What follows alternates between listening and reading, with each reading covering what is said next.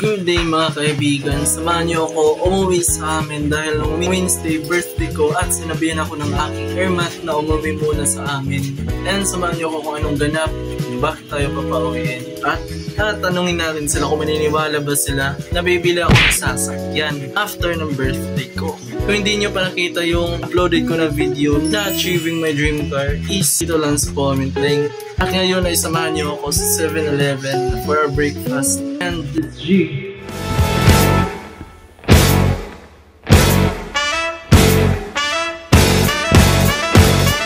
Alright mga kaibigan, nandito kami sa hotel kung saan nagtatrabaho sa Labla. Kasi na-breakfast kami at binalan ko siya ng breakfast. At ngayon ay pupunta kami sa 7-Eleven dahil inutusan kami ni Ate. Dito ko sa hotel. And speaking na lang yung binili ko para sa breakfast mo. What if I told you that I'm falling and I like the way you say my name? Mga kaibigan, nakabili na kami ng coffee. Tsaka bibili na rin kami ng bread. Actually, natusan lang kami.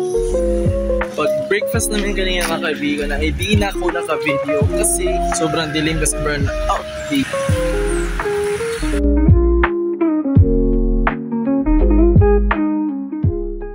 Mga kaibigan, nandito na ako sa terminal. Meron ako sa van, sa front seat. Hindi na ako nakapag-video kanina kasi nagmamadali at malakas ang buhos ng ulan. Yan. So yun, nag-aantay ako ng tricycle papunta dito.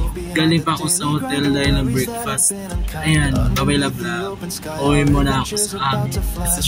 Let's go far away together to places that we've never seen. Mountains high and oceans wide, our love will be our guiding light. Let's go far away to... Alright mga kaibigan, sa wakas ay after 2 to 3 hours of ride, isaka-uwi na nga tayo sa ating bahay. At para ano ba itong vlog natin? Wala, gusto ko naman vlog. Alamin natin kung anong ganap bukas kung bakit ako pinauwi.